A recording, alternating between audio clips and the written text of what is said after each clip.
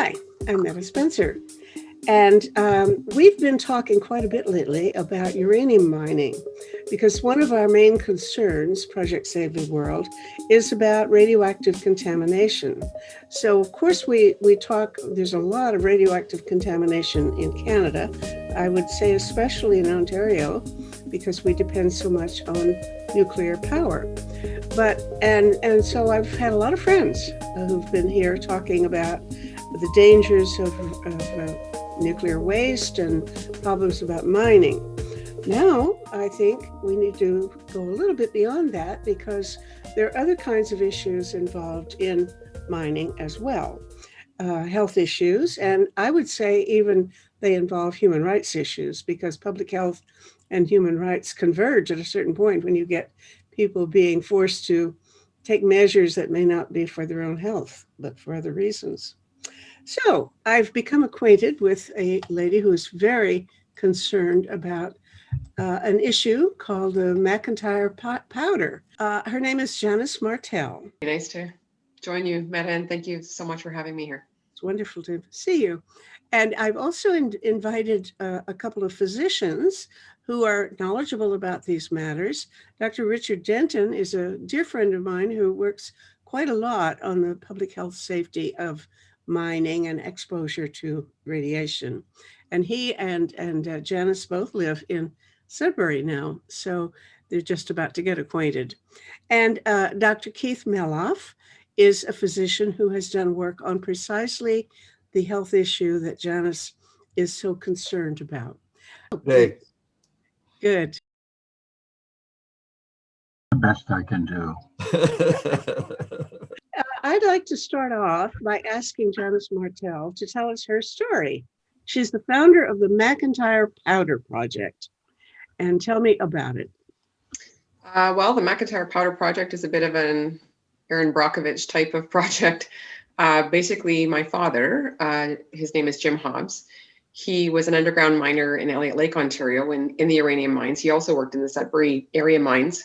But when he went to Elliott Lake in '78, he started underground there and had to breathe in a finely ground aluminum oxide dust called McIntyre powder. It was named after McIntyre mine in Timmins, Schumacher, Ontario. Developed there in the late 1930s, and by the early 1940s was being used in all of the gold mines in the Timmins area, sort of sequentially. And it was introduced into uranium mines in the late 50s and early 60s. And the McIntyre powder was theorized to prevent silicosis, so that the theory was that if you inhaled this into your lungs, it would affect the solubility. The aluminum particles would engulf the crystalline silica, which is very sharp-edged pieces of silica that happen when you that are contained in the ore bodies in high amounts in uranium and gold mining. And when you break apart that rock in mining, this crystalline silica, the miners are inhaling this dust, and it can cause scarring in the lungs and make the lungs less flexible so that you can't breathe. This in silicosis, and the rates of silicosis were really high, particularly in the porcupine mining camps around Timmins, and mining executives there came up with this theory in conjunction actually with the Banting Institute in Toronto. Had some involvement in trying to solve this silicosis issue, and they started testing miners with it. Excuse me, but what would be the symptoms of silicosis? Anyway, in other words, they were going to prevent a disease, but I don't know what that disease would have looked like. So it like I say, you're breathing in this crystalline silica molecules. It causes scarring in the lungs, so it makes the lungs less elastic, so that it's harder and harder to breathe. People with silicosis, they have sort of caved in chests because they have a hard time getting their breath. They can have a very blue appearance, or and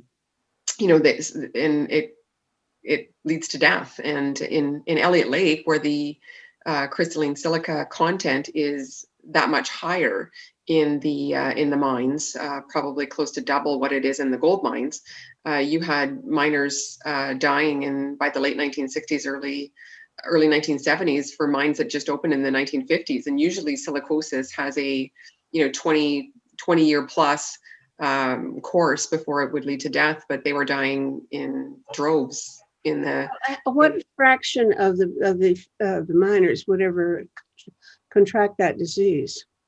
It's been a while since I looked at those stats. There was a survey done in the late 1920s, I believe, by one of the Interior Ministries to look into it. The Sudbury rates were quite a bit lower because their silica content in the rock was quite a bit lower. And Dr. Meloff is showing you a canister of McIntyre powder aluminum dust. So they would grind up this aluminum dust, put it into these canisters, and for miners before they went underground on shift, they would have a formula for the room content. So it was 1 gram per 1,000 cubic feet of room content. And they would put so many canisters in a compressed air line, they would puncture them and send out this blast of aluminum dust that as miners are changing their clothes to go underground, getting into their work clothes, they would be inhaling this for generally around 10 minutes or so, sometimes a little bit more, but usually around that amount of time before they went underground. So it was forced. There was no informed consent. They certainly didn't know. They were just told to breathe deep. This is going to prevent silicosis. There was no, here's the risks, here's the benefits, and they really didn't know. The documentation that I looked at said it would take at least 15 years before they even know if it had any effect on silicosis. They had no control group for this. It was just a forced human experimentation, public health, industrial health experiment that was conducted officially from 1943 until 1979. It was a Fifth Estate episode and a Toronto Star, co-pro investigation that really shut that down in September 1979. They take an elevator down the shaft, a stunning depth, actually. And in the elevator, they blew in this aluminum oxide dust. It was like a cloud of smoke that they were inhaling before they went down the cage all the way into the mine. So this was a procedure where they actually took numerous breaths of this very fine black or gray powder, depending on the composition at the time, into their lungs. Right before they went underground. So it was done in the mine dry. Yeah. It was done before they got into the shaft, but in the mine dry, or at Quirk Lake, Quirk mine where my dad worked, they actually had a tunnel between where they, got out of their street clothes and stuff and into their work clothes, and they had to sit in that tunnel. And there was no way of going around it. You got locked in there. So it was basically forcible confinement and forced aluminum dust inhalation as a condition of employment. So if you couldn't avoid it, you would get suspended or threatened with your job loss if you failed to do it. So my dad ended up with Parkinson's 10 years after the mines closed, and I knew nothing about McIntyre powder. He didn't talk about it at the time. I was 11 and 12 at the time that he got it. So I'm a kid. I don't, it's not something that he would talk to me about anyways. But when I found out about it 10 years after he was diagnosed with Parkinson's, I wanted to know more. So I started doing research on it. And initially there was 2 references to McIntyre powder on the internet when I first looked into it. And one was a study that was done by Sandra Rafat and colleagues out of the University of Toronto from a 1990 study where she actually compared she did mini mental status examination, so the kind of test that you would give to determine if there was any kind of dementia. She gave those to miners who had received the aluminum dust and miners who did not, and there was a statistically significantly effect for cognitive impairment in the miners who got the aluminum dust, and the longer that they had been exposed to it, the worse that cognitive impairment was. So it was like a dose response relationship. Well, did it look like dementia, or did it just have other qualities, psychological qualities? It was a cognitive deficit. So they struggled more with cognitive functioning. Mm-hmm. That's what that study came out with. So, and the only other reference on the internet at that time when I looked at it in 2011 was the Mining Hall of Fame, and it had the general manager from McIntyre Porcupine Mines, R.J. Ennis, and talked about how he cured silicosis in miners, cured that disease by introducing the aluminum dust. So it was a real vacuum of information out there. I spoke to somebody at the United Steelworkers who had worked in Elliott Lake, and he said, you need to Google McIntyre Research Foundation. And when I did that, there was a hit at the Ontario Archives. So I went to the Archives of Ontario and did research there. I went through all of the McIntyre Research Foundation's archival funds, and then from there started talking to miners and creating a voluntary registry to see what kind of health issues there were. And I have 545 on my voluntary registry, and I think it's 53 of them have Parkinson's. So that it led to that kind of sort of basic mobilizing and mapping of what kinds of health issues are there, led to further study. And in 2020, the Occupational Cancer Research Center just released their findings of a study that they did that compared the neurological disease rates in miners who did not get the aluminum dust, miners who did get the aluminum dust, and then the general population of Ontario. And it found a statistically significantly higher rate of Parkinson's in the miners who got McIntyre powder. So they've started to compensate those miners, including my dad. So, well, did it help with the silicosis in the long run? No, there was a Western Australian study. This spread out the use in several countries, not just in mining. Actually, in the United States, it was used in dozens and dozens of silica dust producing factories. But it was used in the Western Australia gold mines, and a study in 2013 found that it had no impact on silicosis rates at all.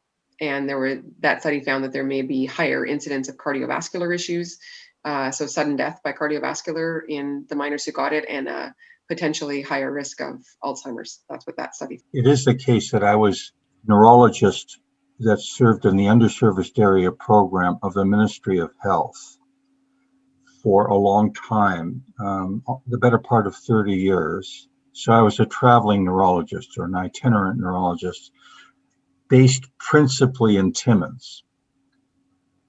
But I actually would see patients literally all over Northern Ontario, and even as far northwest as Sault Ste. Marie and Thunder Bay, and also by telemedicine, either based in Timmins, which was the beginning actually of telemedicine to the north, and it had a co-location with Sunnybrook Hospital in Toronto. So those were the two actual sites for telemedicine. So I consulted with people even as far as James Bay and the western shore of James Bay, Moose Factory, and so on.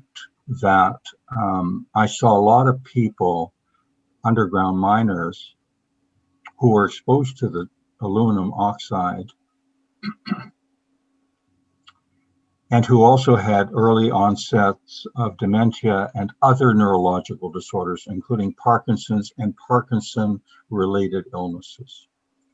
In other words, Parkinson lookalikes. They weren't Parkinson's, but they were Parkinson-like diseases. There are an array of them. And ask a dumb question, because I did Google this, and one of the things I talked about was Parkinson's disease and Parkinsonism. Exactly. Those are two different things. Well, the reason, yeah, that's a very good question, but and in fact, it's still an evolution, because there's an ever increasing number of Parkinsonisms where we are understanding the pathology is not the same as in, if you will, standard Parkinson's disease. In any event, it is also the case, and I would like to make this brief, but it is the case that I collaborated because I worked in pharmaceuticals as well Aluminum can be chelated, as lead can be chelated and copper can. That you can actually suck it out of the blood with medication. I've heard of I that. Now, I've heard it as some sort of offbeat treatment for some diseases. That's right, but it's actually What you is, can. I've never heard it explained. What is chelation? So what it is these molecules, metal molecules, iron, aluminum, copper, um, Manganese. they lead, they can be there are agents that will suck them out of the blood. Lead is a toxin. It's a ubiquitous toxin. Mercury is another. Some of them are harder to, so there are actual chemicals that have been around for a long time, like pharmaceuticals that have been around for a very long time. British anti-Lewisite, they go on and on and on. And there's one in particular that draws out iron and aluminum, and it's called desferrioxamine. Why is this important? Because there's a population of people who get a disease called thalassemia. You may or may not have heard of thalassemia. Mm-hmm. Thalassemia is actually fairly common even in Timmins because it is a disease that's hereditary that afflicts people from the Mediterranean area, like Italy and Greece and so on. And there were a lot of Italian miners who had this illness, and they would have. I know Nancy Olivieri, who goes to Sri Lanka, I believe. Well, I worked with her with this. So maybe the Sri Lankans have a high incidence of it, or no? We had this molecule called Ciba-Geigy. It's a Swiss company. It's now called Novartis. It's a colossal Swiss pharma company. They made two chelators, desferrioxamine, which is given by injection, and desferal, which is oral. And Nancy worked on a drug called desferal for thalassemia. There's a big controversy about that, which I don't want to get into. Fact of the matter is that drug is approved for oral treatment for iron overload specifically for thalassemia, which is a disease we don't need to talk about. But it also sucks out aluminum from the blood. And Dr. Donald Crapper McLaughlin at the University of Toronto was very, very focused on aluminum toxicity. He was convinced that aluminum was a major contributor to Alzheimer's disease. He was convinced of it. And he had the brains of miners that were donated to his laboratory in Toronto forever. I have tried in vain to find out where those brains are. No one seems to know. It is the case that they likely perished because the freezer that contained those brains broke down in a power shortage at the TANS Institute at College and University in Toronto, and have been forever lost, but I don't know. And I've actually contacted people who do know, and the people who do know don't know where those brains have gone, which is very unfortunate. But to make a long story. Are you saying that because they're lost, nobody really knows whether Alzheimer's or is caused by, affected by aluminum? Well, I mean, that's complicated because these patients clinically had Alzheimer's. Mm-hmm. And that is unequivocal.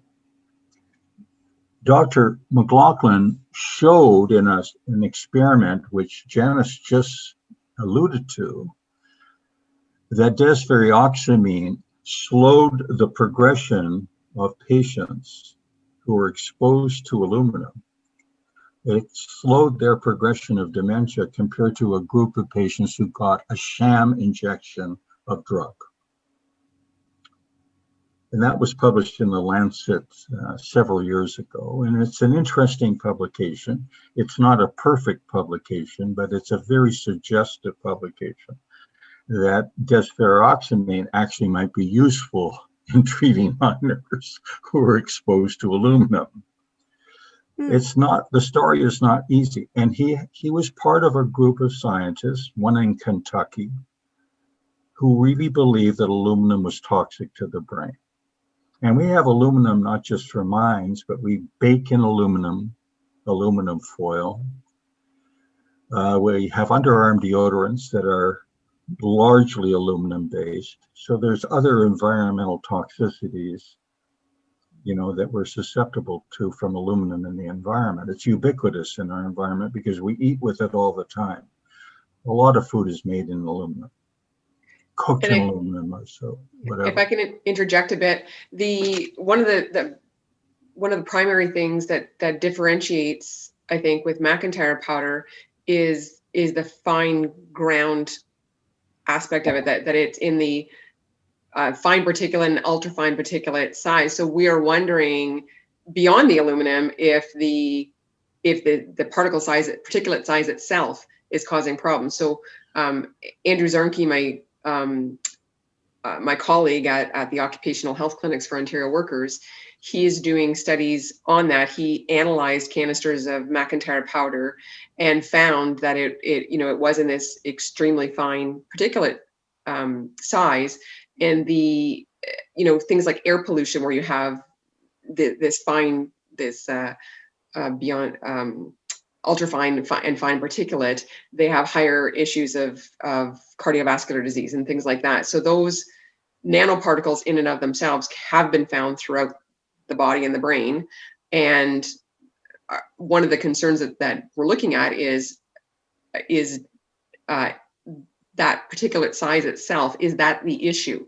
The formulation of McIntyre powder was changed in 1956 to make it even more fine, because they wanted it to get down to the deepest recesses of the lung. And the Occupational Cancer Research Center study that was published last year showed, or that was released last year, showed that any mine worker who had the formulation post 1956 had an even higher risk of Parkinson's. So it does tend to make us think along those lines that that's something that we need to investigate a little bit further, with respect to, not just the fact that it was aluminum, but the manner in which it was distributed. Right before they went underground, I mean, when you are an underground miner, you are exposed to all kinds of, silica dust, diesel exhaust. There's different kinds of toxins that you are, and some of them are carcinogenic, both diesel exhaust and silica dust, arsenic. There's things that you can be exposed to in that environment. And right before you go underground to do that, your lungs are being overwhelmed by this. It's not like the WSAB time weighted it over an 8-hour shift. Well, that's not how it was delivered. You had this extreme dose right before you go underground. It overwhelmed the lungs systems. It's their natural ability to clear out dust particles. And so you have this compromised lung, and you're in there with no ventilation, because the specific instructions from the McIntyre Research Foundation, which were the mining industry executives and some industry doctors, formed this foundation. Their specific instructions was that you were to have no, airflow. So close all the doors, seal them, get rid of any windows, or at least seal them up, and have no ventilation while you're taking this stuff. So you've compromised your lungs right before you're now exposing them to all of these other toxins underground. So those are some of the areas of research that we're wanting to look into further, beyond just the fact that it was aluminum, because there's no other population in human history that was exposed to aluminum in this way. This finely ground aluminum dust that they were forced to inhale. So it's some of the other studies can be, can certainly bring up concerns and things that we want to look at, but there's also this other aspect of it that is really, we need to study these particular miners, and one of the human rights issues for me, apart from the lack of informed consent and that they were essentially in these gas chambers, is that there was no follow-up. once they, once they just discontinued it, it was like, oh, well. And, you started this human experiment and they need to finish it. They need to follow up with these miners and find out what happened to them. And that's what I set out to do. And that's you're what's doing happening it now. because they didn't, and they Mhm. should have. Uh-huh. Yeah, Right. absolutely. Who should have done that follow-up research? What Well, should have happened?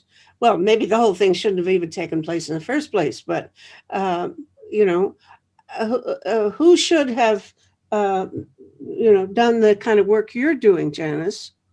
well, I mean, this was a public health experiment and it should have been a public health follow-up. Mm-hmm. The government was aware that this was happening and, they gave their tacit approval. And when the food and drug legislation came in the late 40s, the research that I looked at is that the McIntyre Research Foundation met with the officials in Ottawa and they basically said, well, this is, you're not giving this to the general public and, our inspectors aren't going to be very interested in you, so carry on.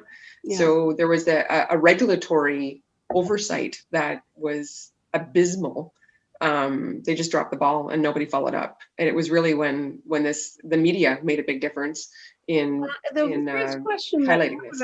I would, because of what Dr. Mello said, I'm wondering if there is a possibility that one could get aluminum poisoning and all of the cognitive and Parkinsonism and all the other diseases that might result from aluminum exposure from things like cooking in aluminum pans or using deodorant, then the research would have to be rather complicated, wouldn't it, in order to separate out the effects of the aluminum that was inhaled as opposed to aluminum from other sources.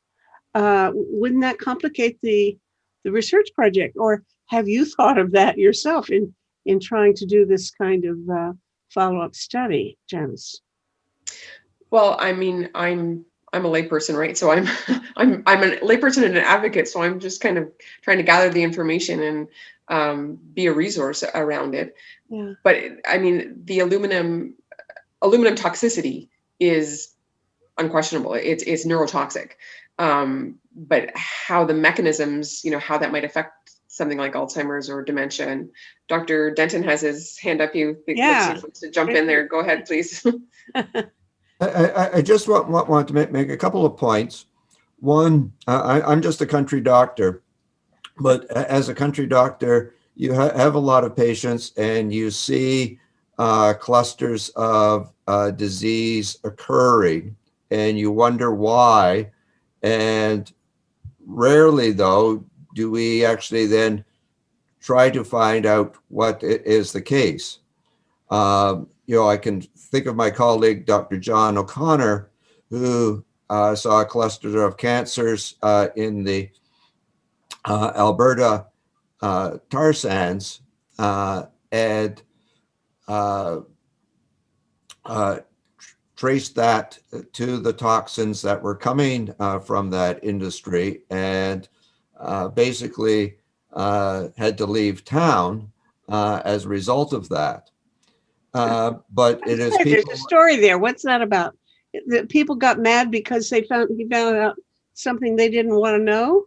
You don't bite the hand that feeds you in an industry town. Yeah.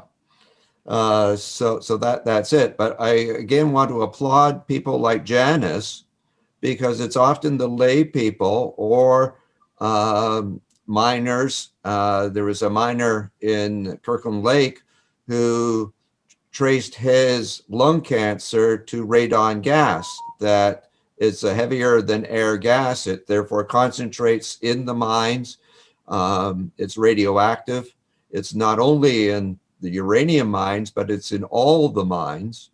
And as you were alluding to, Meta, it was hard to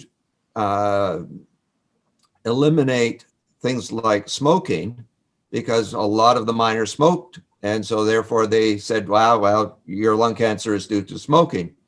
But he did not smoke and was able to finally get WSIB, the Workmen's Compensation Board, to recognize that that is a health hazard. And we now know that radon gas is the second cause of lung cancer, and it's compensable, and it's also found in basements of houses. And so you now can test that. So again, I would simply want to applaud people like Janice for doing this research. You would think that it should be us doctors, but often it is not. It's the lay people. And I think the second point also is that workers are exposed to bad situations, toxins, and are not informed of it. And so you have the women who applied the radioactive radon to watch dials and developed cancer as a result of that. And as again, Janice points out, the workers are not informed. And particularly we see this often with indigenous people. The uranium mines often occur on indigenous land. They are hired to do the work, but they are not told of the risks. So my points are that we need to be doing a lot more research. We need to, it's people like Janice and miners and people who are the workers who are really the heroes for pointing these problems out. And then it is finally up back to people like Dr. Meloff and scientists who then can do the research to find these problems. But to me, the real heroes are people like Janice, and I just want to make that point. Yeah, well, I'm glad you did. And the risk of workers in situations of being exposed to toxins and not knowing about it. Thank you. I have to say, Dr. Meloff, many of the people that I talk to remember you. They bring up your name, and when I say that I've met you and that, you know, they're just very grateful because you believed them, you know, and you said, yes, this person has Parkinson's or Parkinsonism or whatever. And you know, when I was thinking about coming on this show and having a conversation about this and thinking about how it really connected with peace. In order to achieve peace when there's been wrongdoing, you have to acknowledge the wound. You have to acknowledge the wrongdoing, and that this was swept under the carpet. And people like yourself, Dr. Meloff, you were a frontline physician who gave validity to their lived experiences, and they, you know, 30 and 40 years later, those families remember you. And I just wanted to say that. Thank you. You know, it's interesting that the source of the aluminum that I provided for further study was given to me in 1989 by a woman called Irma Vodsing from Virginia Town. So most people in Toronto have no idea where Virginia Town is. I actually know where Virginia Town is. It's not far from Kirkland Lake. And I mean, this was because her father had complications from the aluminum oxide. So it's an absolute irony that I had like a dozen canisters, because she provided me with about a dozen canisters from the McIntyre powder, some of which were a little different in color. So there were some that were grayish and some were blackish. And that, I think, is what Janice is talking about, that the fine powder may have different particle size. There's no doubt in my mind, we have other epidemiological evidence of metals causing problems. Lead is the best known, I would say. Lead is terrible because lead affects not only the brain, it also affects your blood forming. So you get anemia. Children who eat paint chips that are leaded. I don't know if you're familiar with this, but this is a serious problem. It's still a problem in North America. And you read about Flint, Michigan, where they have lead in the water. I mean, it's a monumental problem. A pediatrician there was noticing that children were getting anemia, and it was because of lead in the water. Can And I ask? I'm so old, I've taken care of children with anemia related to lead and brain damage related to that's how old I am. I've actually treated these children who were exposed to lead in Minneapolis. And there's manganese miners in Chile. They get Parkinson's disease. And even in the Negev, you may have heard of the Negev, it's in southern Israel, Bedouins were a migratory population. They're an indigenous population that traveled between Egypt and Jordan and Israel and so forth. They drink water out of leaded pottery. Wow. Mhm. And there have been cases among Bedouins who've developed Parkinson's from the lead. So this is a really global problem. And the radium, I couldn't agree more with Richard. I mean, radiation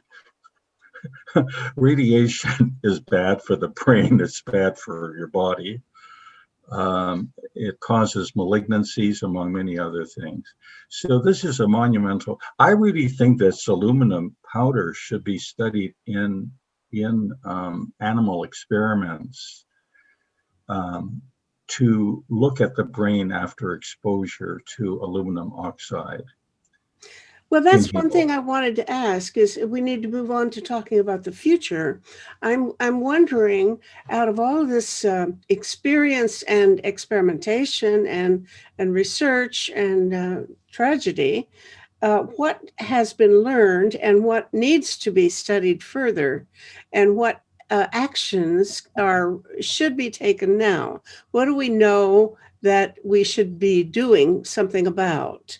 Um, Probably, maybe Janice and Keith Meloff have different ideas about where to go from here, but I'm always looking for solutions. So what needs to be done that we should promote as a line of either research or policy making? Certainly what Dr. Meloff was talking about with animal experimentation, I think that is something that is being contemplated. The initial review or the initial assessment of what McIntyre powder was necessary to developing something that could be consistent to be able to do those kind of experiments. So that's sort of the first step that Andrew Zarnke and his colleagues, including Health Canada, were part of that review. And that would certainly give us some models as to what the impacts are, and to be able to study that. There's a technology, it's a nano diamond technology where you can attach this tracker to the particles of aluminum, so that when you do the inhalation experiments, you can actually see in the body where it goes. So can it pass the blood-brain barrier and those kinds of things? So that's something that is being contemplated. And I think the kind of study that the Occupational Cancer Research Center did for neurological disorders, they could do something similar for the other kinds of health issues that we're seeing showing up. I mean, respiratory is huge, different cancers, cardiovascular conditions, those kinds of things can happen. One of the things that the OCRC study found was they did find higher rates of Alzheimer's and higher rates of motor neuron disease in mining in general, not related to McIntyre powder, but compared to the general population. And motor neuron disease, that diagnosis, they had some difficulties because of the number codes that are used in family physician offices versus hospitals in figuring out, how many of those would be something like ALS. But in general, 70% of those diagnostic codes refer to ALS. And I have Now, H now. let me unpack that. Are you saying, I think I did see a reference to this, that ALS itself is one of these motor neuron disease problems, and that it could be affected by aluminum, or by just any kind of Something in the mining? mining environment. Any mining. Uh-huh. Yeah. And I've seen some high rates as well around pulp and paper mills. So I'd be interested in knowing what the common elements were in pulp and paper mill towns. Abitibi, from what I understand, there was an iron ore mine that had, I think, 5 with ALS in the Kirkland Lake, I believe, area it was. So yeah, there's some things that, certainly, that are beyond my scope, but things that I'd be interested in. And on a sort of a public policy issue, I think that there should be a national registry. If you are a worker, I mean, we've become a globalized workforce. If you are a worker, you have a right to know everything that is, and have a registry, everything that you've been exposed to at work, that you and your estate or your legal representative should be able to have access to that registry, so that they can track and see what are the health outcomes of workers who are exposed to certain things. At some point, asbestos was not an issue, right? Because nobody was making the connection. At some point, beryllium wasn't an issue. Those kinds of toxins and their health effects need to be studied. If we're going to put workers in a situation, and sometimes you don't know at the time that it could be toxic, and lots of times you did. And I think that we need to have that and push for that. And part of my going into this was not just to show and find out the answer that I wanted to find out from my dad was his Parkinson's related, which I have that answer now. It was. But if you can't show with this group of workers who, this was not an inherent working condition, this was introduced by a powerful mining industry and a government that kowtowed to them. And if you can't show what a human rights abuse it was, and how we need to push beyond the way that we deal with workers now, to, workplaces close down by the time these occupational diseases develop. Unions disband, when the mining industry in Elliott Lake decommissioned and the mines closed, those locals of the unions dissolved because there was no more workplace. We need someone, and it needs to be a national effort to track what these workers are exposed to. Right now, we're retroactively doing that at the occupational health clinics for Ontario workers. Mm-hmm. But it's very difficult to do, and you have a lot of deceased workers who can't give you what they were exposed to in their working conditions. So we kind of look at it as a cluster and try and, the people who are alive mm-hmm. can tell the tales for the people who have passed. So Richard, those are the kinds of things that I would recommend. I think you obviously have something on your mind. Just a couple other points, Meta. I think, as Janice has pointed out, to see a toxin develop in people, it's often 20 plus years to show the cancers and that sort of thing. So that makes doing the research difficult. Number two, I think we need to use what we call the precautionary principle, which is if you don't know what it's going to do, don't do it. And so, we have seen the Canadian Association of Physicians for the Environment, CAPE, has launched a ban on the cosmetic use of herbicides and pesticides for lawns. And we know that those are toxins. So that is something that can be done. And it was interesting that it started in a little community of Hudson, Quebec, just a small community. And now with the help of CAPE, has spread across Canada, and the provinces have now restricted that use. So eventually things do change and get come to light. We thought that plastics were inert, that was not a problem. Now we know that it's the micro plastics that cause problems. It's now endemic in our lakes, in our streams, and in the oceans, and is affecting all life there. Not only the large plastic that gets into straws into turtles and things like that, and in the bellies of whales, but it's also the microplastics that is now a problem. And as you also said earlier, with cooking, we can look at Teflon. We think that's a marvelous agent. It keeps spills and off your clothing. You don't have to use a lot of oil in your cooking, so it just slips off the pan. But it too is a toxin and a carcinogen. So all of I know these that. things are problems. And then the other point I want to make is that it's not only the miners, but it's their families. And the mines fill up the lakes with these toxins, and they become the tailings, become the slimes, and they are often have heavy metals, which then can become airborne, and again get into the food that we eat. Again, Dr. Meloff and I are old enough to remember when it was recommended that we should all be eating liver because it was high in iron and it Not was true. good. I still eat liver. Pardon? I still eat liver. What's the matter with liver? I've missed. Well, it's been taken off the Canada Food Guide. Back in the day when you and I grew up, we were recommended to eat liver. But now we know that the liver concentrates toxins, and because we feed animals all these various toxins, you should not be eating too much liver. And you can now get calves liver or baby beef, but you would not be wanting to eat cow's liver. And again, we don't recommend eating wild game liver for that very reason, because again, they are high in toxins. So yes, you should be eating game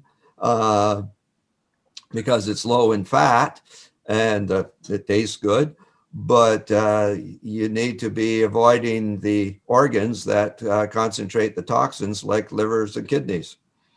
Well, we started out with a few things to worry about, and now we end the program with a whole lot more things to worry about. But this is not cheerful news. I'm sorry. I'd like to end with an upbeat message, but I'm not quite sure what it is. Dr. Meloff, can you think of anything cheerful to end with? Well, I agree with Janice that what would be cheerful for me is to do exactly what she recommends, and that is to have a registry. I mean, the other interesting catchphrase would be class action lawsuit, because you actually think about the violation of proper experimental procedures. I mean, all of this work was done in violation of the Helsinki Accords to treat people. They were exposed without informed consent to toxins. And this is, I mean, there were trials over this, in Nuremberg. I mean, this evolved into the Helsinki Accords and international standards for doing clinical research. And I can tell you, there are numerous examples in history of violations of these human rights. Testing hepatitis vaccines on mentally retarded children, for example, by very good people. I'm not talking, these were not evil people who did this work, but they were actually in violation of standard experimental practices. And the same applies to the miners. This went into the 70s. I mean, this went on into the 70s, long past these articles that were enunciated in the Helsinki Accords of proper safeguards for, quote, experiments in human beings. So I think that would be actually a very interesting exercise. I have no doubt there are a lot of lawyers who would take this on. And I think it would be a win. I just think if it goes to the Supreme Court, I honestly think it would win. and Well, you would get look, compensation. I'm trying to think organizationally of how movements work. And I'm running this thing called Project Save the World. And one of what we've chosen as a mandate, if you will, is to work on pandemics, and another is to work on radioactive contamination. And both of them are medical issues. But would this larger project that you're saying, a registry of exposure to potential toxins, if we took that as kind of a plank, that in a way would almost cover both uh, pandemics to some extent, and certainly the radioactive contamination exposure, wouldn't it? So that kind of uh, recommendation or proposal or campaign would be right up our alley, wouldn't it? Richard, what do you think? You know our project, and would that be useful for people who are working on uranium mining and exposure to uranium or nuclear waste, which is some of the stuff that you've been engaged in? Well, most definitely, Meadow. Mm-hmm. That Okay, is well, the let's think cheeriest about way that I can think to end this, that there's hope that what happened to these miners is, and to the factory workers in the States, this was used in Mexico, the people that I haven't been able to even reach yet, that their life experience is going to promote the kinds of changes globally. Mhm. Because there are disadvantaged workers where, when a mine cable doesn't meet Canadian standards anymore, we send it to a third world country and it meets their standards. Well, there shouldn't be a privileged country workplace standards and a poor country workplace standards, whether you're talking about migrant workers or whatever. It's a human rights issue. People have a right to be safe at work and How to about not be exposed. I'm thinking as a campaigner, yeah, how would, if you were going to take this issue up and make this the crux of a campaign, uh, where would you locate it? Would you try to get it put through the WHO? You're saying it's not just a local thing because poor countries have Yeah, and so on. I've thought about United. It is on my radar, more than a class action suit, to do a human rights application for what happened to the miners, and that hopefully will be a platform to or a pathway to getting this, because that would be my ultimate goal. Well, No you're amount of money on is your going own. to I mean, help. you need an organizational affiliation, an institution to carry the ball, especially if you want it to be big. So you need to Yes. figure out who is your partner. And I don't know, Dr. Malos or Richard, both of you. Well, a precedent is tobacco. And there are now the provinces and the governments are now going after the tobacco industry for not doing proper testing, not recognizing it, even when the evidence did come out. We're still advertising a dangerous product and not making it aware. And so I think, again, it's governments that need to be doing this. It's governments need to be doing the regulation. And when we take away that regulation, then problems happen. We see this every day. We see this in the nursing homes right now with COVID. The regulations have been decreased. The people that were to do the inspections haven't been doing it simply because they were cut back, the numbers were cut back. And as a result, we now have a problem with COVID. And so, but I think Keith's point of legal action, it's you need to put financial earmark things or tag things with finances, with money. And it's only when you start to get legal action that things actually start to change. Mhm. I have looked into it, Yeah. and the current premier in Ontario brought in legislation to change the act around how to sue people. And if you sue, you have to actually, basically negligence is off the table, that you have to prove that the person intended to do harm. So it's dead in the water for that reason. And to me, whether it did harm or not, it's the negligent aspect. It's the, we don't know what this is going to do. We think this. We didn't have a control group. We, there was some evidence of, manipulation of the, just how the initial experiments were done on humans. That even by the standards of that day were did not measure up whatsoever, and this was just pushed through.